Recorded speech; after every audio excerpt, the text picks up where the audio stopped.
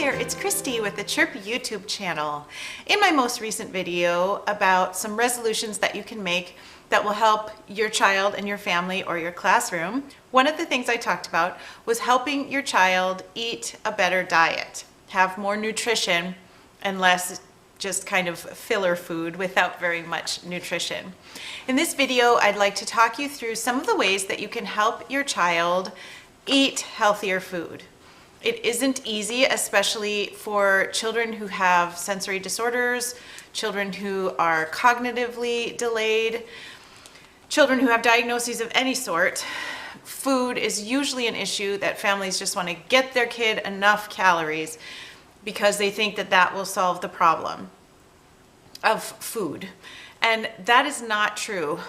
Calories that don't have any nutrition in them or that have minimal nutrition in them are not as valuable as calories that have a lot of nutrition in them. Obviously, we're all going to eat during the day if we want to survive very long. And the more nutrients we can pack into the calories we eat, the healthier we're going to be. I've mentioned in the past that there are studies showing that children who are better nourished, children who are fed broccoli, even broccoli powder, have fewer autism symptoms after the intervention than before the intervention. Nutrition makes a difference. Plants are astounding in all of the mighty powers that they display when we eat them. They really are incredible. And yet, it's very difficult for a lot of families to get their kids to eat healthy foods because healthy foods don't have flavor enhancers and color enhancers. Healthy foods don't have the scientifically calibrated balance of fat, sweet, and salty that companies use to suck you in and make you addicted to their foods. Natural foods don't have that. They're not going to taste as good at the very beginning. It takes a little while to get our taste buds used to the more subtle flavors of plants, especially vegetables.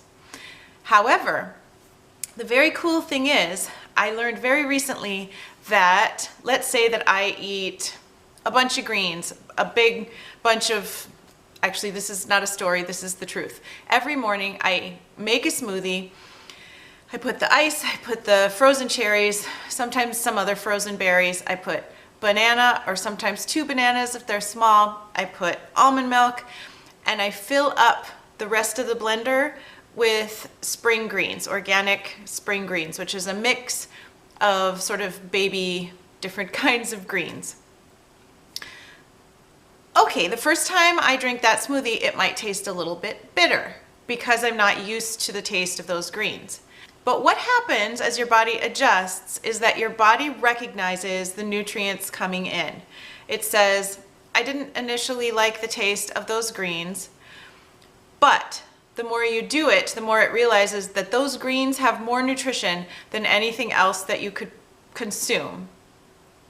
And therefore, your body makes you like it more as time goes on because your body realizes that how many nutrients are in it and wants you to eat more of it. There's also the fact that we get used to what we eat. You get used to what you do, you get used to what you watch, what you hear. You also get used to what you eat. And when you get used to something, your brain pathways become accustomed to it. And even if you initially didn't like it, when your brain pathway becomes accustomed to it, you do like it because it's what you're used to. Some of the things that are happening in your life right this minute, you probably wouldn't choose for yourself now, but you don't mind them because you're used to them. It takes a lot more effort to make a new pathway than to just keep doing the same old thing. Which is why when you start eating healthier, when you start fitting more fruits and vegetables into your life, when you start moving around more, it's gonna feel weird at first. It's gonna feel uncomfortable. You're not gonna like it. You're gonna think, I wish I weren't doing this. It's a pain in the butt. The reason is because your brain likes easy. Your brain likes things it already knows how to do, and it doesn't want to make new pathways because that takes more energy and more time, and it's just harder. However, that's how we keep our brains young, is we keep making new pathways and we keep reinforcing the new pathways so the old ones can die out a little bit more. I do realize that it's hard to shift what you eat. What we eat so often defines who we are, at least we think it does. I developed celiac disease, or at least we found out that I had it, when I was 23, and so I had to shift to a gluten-free diet. Then later in my life, I was diagnosed with a bunch of other stuff, but the main thing I want to mention right now is Crohn's disease, which is a digestive disorder. And I had to really figure out what were the least inflammatory foods I could possibly eat, because it's an inflammatory illness.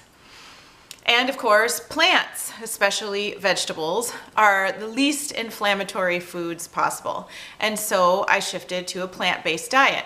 And it really has helped all of my medical symptoms to be less severe.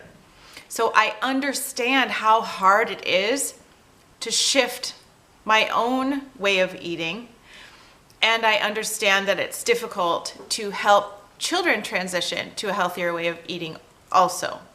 But if you want your children to be maximally healthy, this is a great thing to work on. It doesn't have to be overnight. In fact, it's probably better if it isn't. It can be a slow process. I'm still working on tuning things up because I'm not all the way there yet either. If you are interested at all in shifting your child's diet, shifting your diet, then here are a few tips that might help you as you work with your child. And of course, this video is focused on kids who have special needs, but these tips will work with all children and probably with you as well. The first one is limit eating to 3 meals and 2 snacks. If you or your child doesn't need the snacks, then you don't have to eat them. But we want to make sure that no one's ever running around with their stomach growling for hours at a time, because we're going to make bad choices when we are ravenous. I've worked with a number of families. I used to work in families' homes, and I've worked with a number of families who just snacked all day long. If the child said, "I'm hungry," mom would give them a pack of fruit snacks. If the child said, "I'm hungry," 5 minutes later, mom would maybe give them some goldfish crackers. There weren't set meal times, and so the children were just grazing. Grazing is great for cows and horses. Grazing is not great for humans. The reason is because we have stretch receptors in our stomach, and we also have nutrient receptors. And for us to feel satisfied, both of those receptors need to be activated. So I need to eat enough to fill my stomach up to the point where my stretch receptors stretch.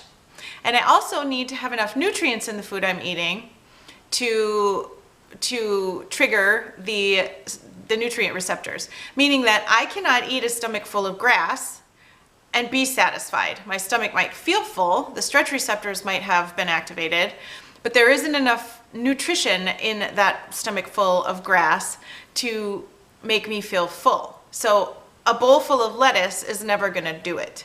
You also need cooked vegetables, you also need some beans and some starch, like rice or potatoes. You need all of those things to help you feel satiated. If I graze all day long, my stomach never gets activated on either thing, because I'm probably not eating super healthy food, so my nutrition sensor won't be triggered. But also, I'm eating such small amounts that my stretch receptors won't get activated.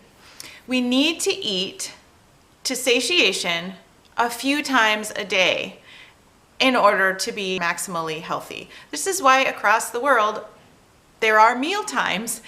Every culture has meals. Cultures don't develop to just graze throughout the day. It just doesn't really work well for us. So my suggestion is to have set meal times.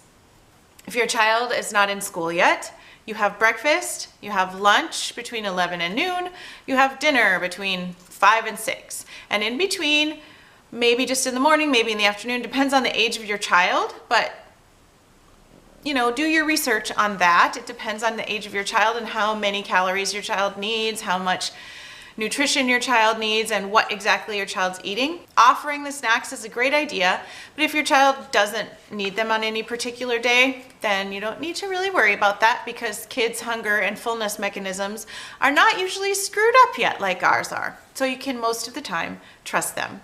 But as always, if you have any concerns about your child's eating, please talk to your pediatrician. And also, if you have more serious concerns, talk to a feeding therapist. Pediatrician first, of course, in case there's any emergency or anything that you need to address medically. A feeding therapist is going to help your child if your kid has sensory issues that are preventing your child from eating a wide variety of foods, or if your child has some mechanical difficulties with the eating process, maybe the chewing, maybe the putting the food where it needs to be in the mouth with the tongue, maybe the swallowing process. A feeding therapist can work on all those things.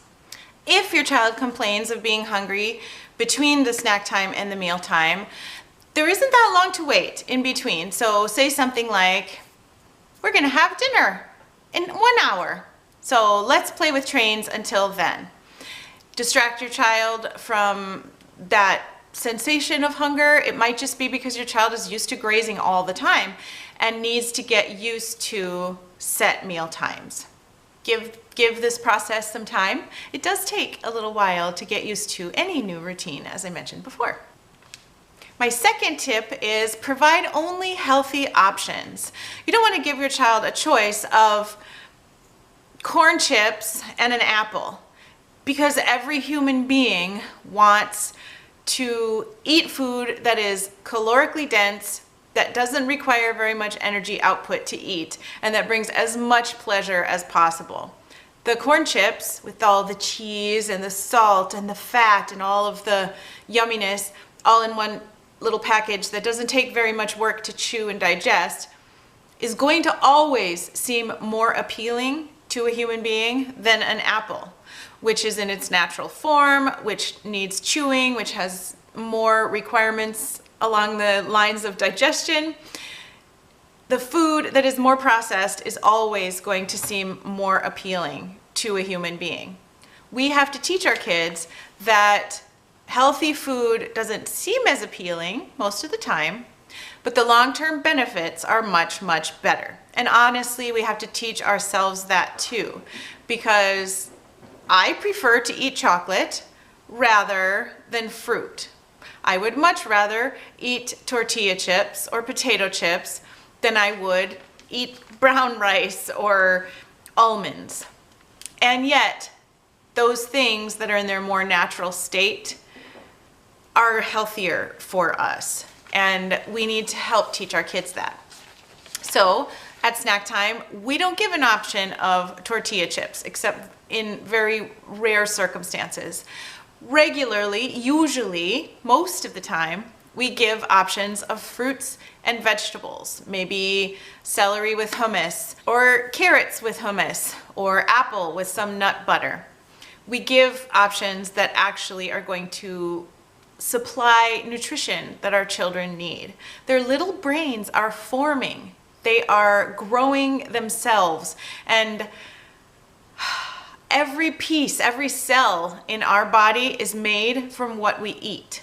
I know that sounds crazy, but what do you want your cells to be made out of? What do you want your child to be made out of? Potato chips or apples and carrots and celery? I think you know already, without reading any of the literature, any of the studies on this, I think you can tell which kind of cells are going to work the best. Unfortunately, it's true. We have to eat fruits and vegetables to be maximally healthy. Tip number 3 is let kids make choices around food. I have lots and lots of ideas around this. The first one is, of course, kids need to be able to pick what they want to eat, especially at snack time. So have a communication book. I have a series about communication book usage and how to teach your child using communication books right up there. So don't hesitate to check that out when you have a moment. Use communication books to help your child request what she wants at snack time. Once again, only healthy options, or mostly healthy options. That sense of freedom, that sense of agency, that sense of self-determination helps kids to really want what they pick, not just pick what they want. Also, I love the idea of what I call choice-based meals. This is a sort of buffet-style meal where the pieces are cooked separately and presented separately, and each member of the family can assemble his or her own meal from those ingredients. Some great ideas along these lines are a taco bar, a pizza bar, a sandwich bar, a veggie bowl bar, a smoothie bar, all these kinds of things. We don't have to make spaghetti, set it in front of the child and say, this is dinner. Instead, we can make a couple of different kinds of noodles, maybe a lentil noodle and a brown rice noodle. We can make a cashew-based white sauce and a marinara sauce with both of which have vegetables in them. And then we can let our child pick which vegetable do they want in the sauce, which sauce do they want, which kind of noodles do they want, and which piece of fruit do they want on the side, the pear or the banana. It's really fun to prepare meals this way. It doesn't take very much time because the pieces are all separate, and children can participate not only in the choosing of what each one of them wants on their plate or in their bowl, but also with the creation of the different elements of the meal. Kids can rip up lettuce and put it in a bowl. Kids can move the carrots from a carrot bag to a bowl. Being in the kitchen together is a great learning opportunity for communication skills, for motor skills, for life skills. Most people these days don't really learn how to cook because our parents didn't do it. My mom did it. She did a great job, but she didn't really enjoy it. And she didn't get joy out of teaching us how to do it, really. I think teaching kids to make food is fabulous. And I really enjoy doing it with kids who have special needs because it's a skill that can benefit them in so many ways. So many ways. You can follow recipes or not.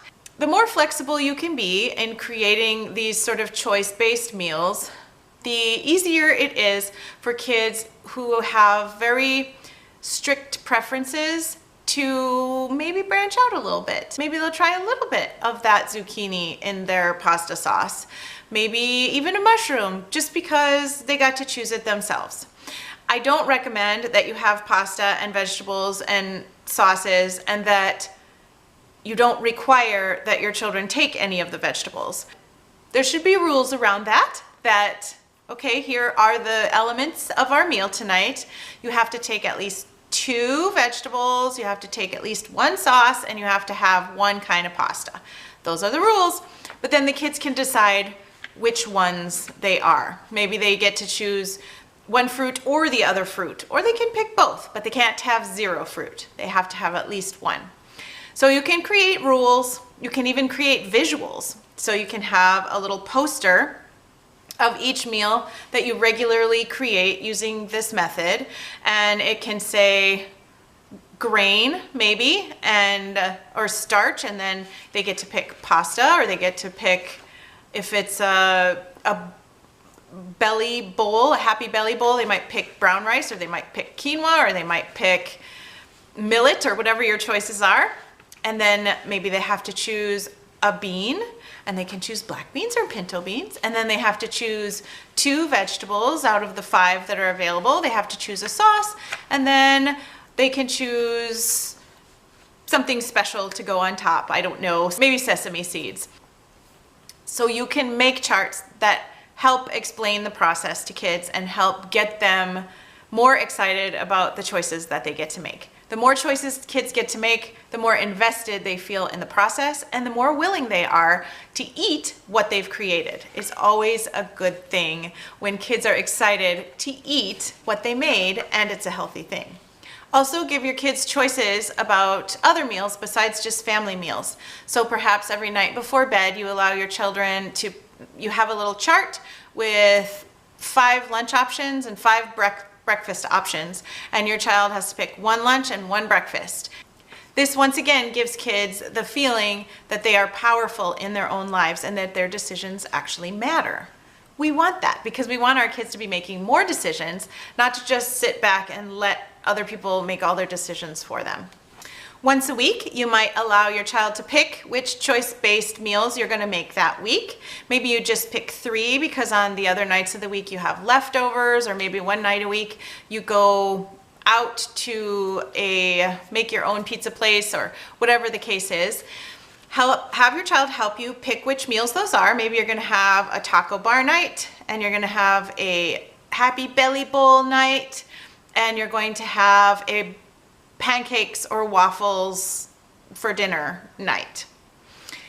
Then what you want to do is have your child, as much as he or she is able, help you write the grocery list and help you decide which things should be part of each of those meals. Involve your child as much as possible in all things related to food, because once again, the more involved your child is, the more willing he is to help you make stuff and to eat what has been made, because he had a part in making it.